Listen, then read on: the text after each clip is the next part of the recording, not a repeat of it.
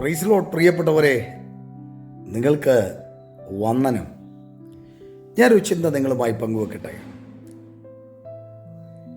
തപ്പിത്തടഞ്ഞ് നടക്കുന്ന ഒരു മനുഷ്യൻ, അഥവാ കുരുടനായ ഒരു മനുഷ്യൻ വഴിയിലൂടെ ഇങ്ങനെ നടന്നു പോകുമ്പോൾ ജനം ഭയങ്കരമായി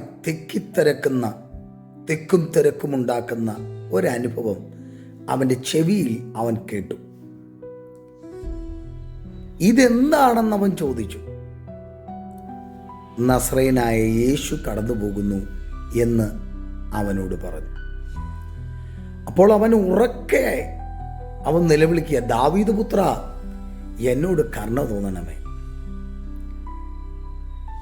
ജനമെല്ലാം അവനോട് മിണ്ടാതിരിപ്പാൻ പറഞ്ഞു.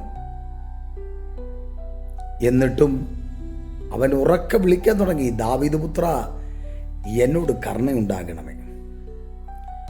യേശു മുന്നോട്ട് നടന്നപ്പോൾ അവൻ തിരിച്ചു നടന്നു. അവൻ്റെ കുരുട്ട് കണ്ണുകളെ അവൻ തുറന്നു.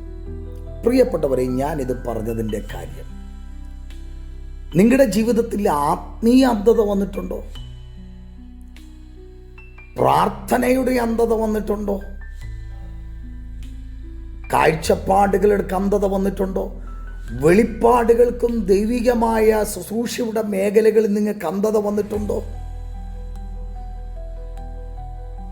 പിടിച്ചു കെട്ടിയവനെ പോലെ നീ ആയിരിക്കുന്നു എങ്കിൽ ഇന്ന് പകൽ നീ ഉറക്കെ ഒന്ന് നിലവിളിച്ചു.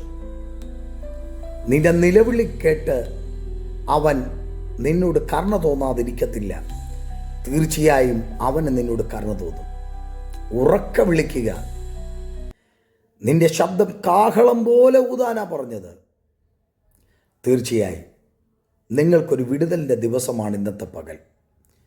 ദാവീദ് പുത്ര, എന്നോട് കരുണ തോന്നണമേ എന്ന് നിലവിളിച്ചവൻ്റെ ആവശ്യമറിഞ്ഞ് പ്രവർത്തിച്ചവൻ ഇന്ന് പകൽ നിങ്ങളുടെ ആവശ്യവും അറിഞ്ഞ് എൻ്റെ യേശു നിങ്ങൾക്ക് വേണ്ടി അത്ഭുതം ചെയ്യും. God bless you.